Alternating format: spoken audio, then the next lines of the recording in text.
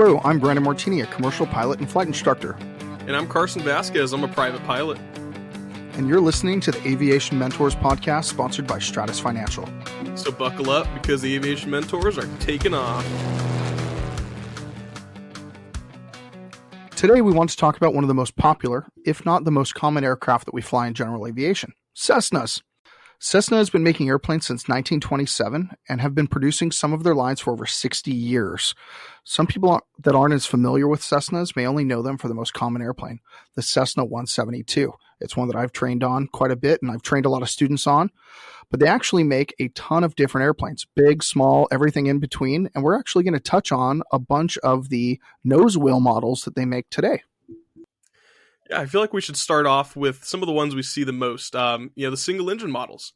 And they can be broken down two categories: Nosewheel, known as tricycle landing gear, and tailwheel, known as conventional landing gear.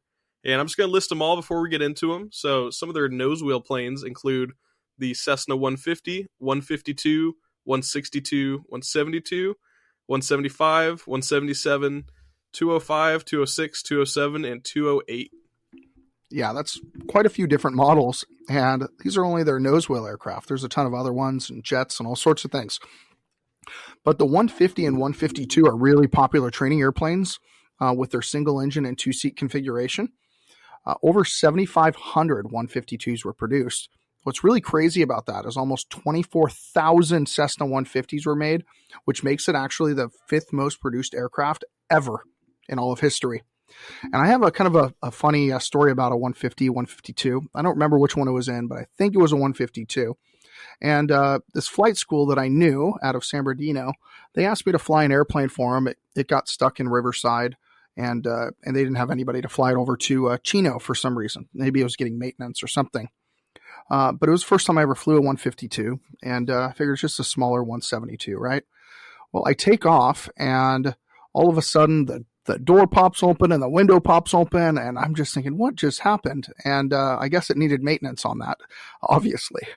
So I got it over there. It was really uneventful flight, but it teaches you. You never know what to expect in an airplane when you take off, and it was a really fun little airplane to fly. It was really tiny and small. It was the smallest airplane I ever flew at that point.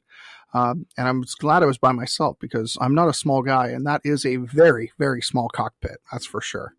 And I know, Carson, you want to talk about a Skycatcher, huh? Yeah, the Skycatcher is actually a pretty rare find. Only 275 were made, and it's a really interesting one. The first one that was actually delivered was to the CEO of Cessna's wife. So she actually bought one of those, and they ran into some production issues. There was the first one they wanted to make in China, and they were having so many issues, and they were projecting they were going to make 300 or 400 a year. It was going to be like the new 172. So everyone's really excited about it, and they had tons of orders. I think right off the bat, they had about 1,200 ordered, and they ended up making 30 a year, having a ton of different issues with it. So about 5 years into the project, they just stopped the whole thing altogether. Yeah, that's crazy. I also know, I read an article, I think it was a couple years ago at this point, and they actually crushed all the remaining models of the Skycatcher instead of even selling them, because they couldn't sell them. I thought that was just insane for a business model. I mean, it's just, why would you go crush all those perfectly good airplanes when you could just keep them around and either sell them or even sell the parts from them, right? Yeah, poor private pilot like me would love to have one of those. Instead, it's got crushed, unfortunately. It got crushed. So, Brandon, the next most popular one, which is, I want to say it's pretty high up there, 1, 2, or 3 at least on the list of most produced airplanes, and it's the 172. So I know you want to talk about it. Why don't you get to tell everyone about it? The 172 is number one most manufactured aircraft there is. The Cessna 172 Skyhawk is what I believe is by far the most commonly seen and flown trainer plane for quite a long time. While many people these days are getting into pretty advanced planes for their training, the Cessna 172 is a really popular trainer. I mean, they make them in TAA, technology advanced aircraft. They also make them in steam gauges still. You can buy them in lots of configurations, new, old, everything in between. And over 44,000 have been produced since 1956, and there are a lot of different variations from 1956. I've flown 1956 models, I've flown 60s models, and they vary quite a bit. I've also flown 70s, 80s, 90s, and late model 2000s, different 172s, and they are fantastic aircraft. They all pretty much fly the same. Some of the earlier models fly a little differently, and the difference in engines is probably the most prevalent nowadays. But I'll tell you this, it is absolutely perfect for training or even personal use, being a small four-seater airplane. Another airplane that we want to talk about is an airplane that is not very common. It's a Cessna 175 Skylark. It's another uncommon single-engine Cessna, where they decided to deviate from the norm and use a geared Continental engine instead of the common direct-drive engine. It ran at a higher RPM than most airplanes, and many pilots were not familiar with the gear reduction engines. It ran the engine at a standard lower RPM, and a lot of people felt it was unreliable because of it. Only 2,100 were ever produced, but it wasn't too different from the 172 when you look at the specs for it. I've been around these airplanes, and I know people have done pre-buys on them because they think, hey, I can get this airplane a lot cheaper than a 172, and it's really similar. I know a lot of people who have worked on them and been around them, and those geared engines are really a pain in the butt to deal with. They cost a lot more money. There are a lot more things can go wrong. So I think eventually those will probably just all go away. And since they didn't build enough 175 Skylarks, the problem is I don't think there's any STCs to change over the engines from the geared engine to either a non-geared Continental or a Lycoming, which would have been really nice. Yeah, the 175, it looks just like a 172. There's really not too much different. It cruises about the same speed. And, I actually was looking at it, and they do have a couple different STCs that you can switch it over. When I was just doing the research, they're actually able to switch it out. So people were keeping the body, but just switching out what's under the cowling, and they're pretty happy with it. But a lot of people, though, just scrapped them, just left it someone else's problem, and that's why you don't see too many, aside from the fact that there was already 2,100 to begin with. That's cool. I didn't realize there was an STC for that. So always learning something every day. That's awesome. Yeah, the 177, the Cessna 177 Cardinal. It's a really interesting looking airplane. It looks just like a 172, but it doesn't have struts. So the whole thing of the 172 is it looks exactly the same as a lot of the other Cessnas. And the 177 is just a whole different thing. It was pretty much intended to integrate new technology. Has a cantilever wing with no struts, new laminar flow airfoil. So they were really hoping that was going to replace the 172. And it's particularly cool looking. It doesn't have the struts, so it kind of gives the pilot a completely unobstructed view. It doesn't have the struts, and it has a more aft-mounted wing. So it's perfect for aerial photography and just a bunch of just awesome things like that. And it became pretty unpopular. It was underpowered, and a lot of the pilots were switching to it because Cessna was selling it off as the new 172, pretty easy transition. It's just switch on over to it. And when they switched to it, they found it was a lot more challenging to fly than they were used to. So it just had a lot of bad reviews, and one pilot told another one that didn't like it and pretty much failed the whole project. Yeah, the Cardinal is actually a really neat airplane. I honestly don't get where people have gotten a bad rap with it. I've flown a Cardinal several times. There's several people around here that have them, and the Cardinals have a really, really big following. Everyone who flies them nowadays love them. I don't see the difference really in the 172 and the 177 and how to fly them, except for kind of where you sit at it on it.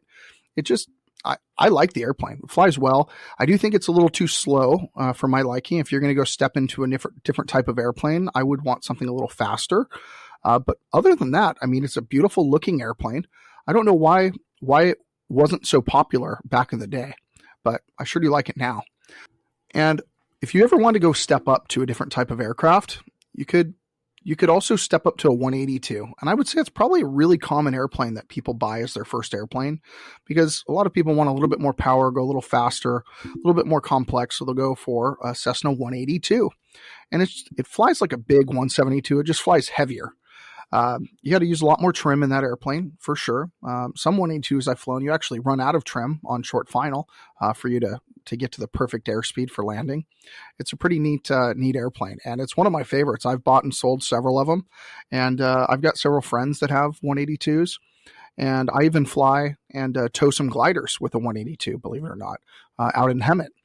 So that's always a blast. Yeah, and going up and above the 175, 177, 182, there's actually the big ones. It's when we start getting to the 200 series. And we can group the Cessna 206, 207, and 208 together under the name the Cessna Stationaire. And it's a really useful airplane. People have found a ton of different jobs and uses for it. It can be used from everything from aerial photography, skydiving. You can even outfit it to be an amphibious airplane. Not as nice as the Icon is, but pretty cool. And you can soup it up for luxury personal transport. So a lot of people use it as a business airplane to fly themselves and their other people around. And for a single engine, it has a 1,500-pound useful load, cruises at 142 knots, can go up to 15,700 feet, and carry up to 5 people. So it's a pretty cool airplane all around, and definitely a step up from all the 100 series the Cessna has. I really like those 200 series airplanes. I've flown a few of them. I haven't flown a Caravan yet. That's on my list. But I've flown a couple 206s, and they feel like a big 172, just a little heavier, and they go a little faster. I think it's a fantastic airplane to kind of step up into. If I was a person who wanted a high wing aircraft and I want to step into something larger and I've already owned or flown something before, like a 172, I wouldn't just step to the 182. I'd probably go the 206 route.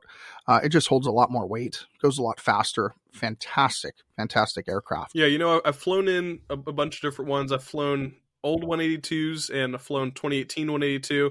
And I think that these really older ones, I've flown, I think it was something in the 70s, 206. It was a beautiful plane to fly in. It was pretty fast, and it was a powerful little plane. So I can see why people like it and enjoy it. But going a step above, when we get to past the Stationaire, we're going to talk about the Caravan. Brandon, you want to tell us about that? I know it's on your list. I know it's been something you want to fly and look at. So why don't you tell everyone about how cool that one is?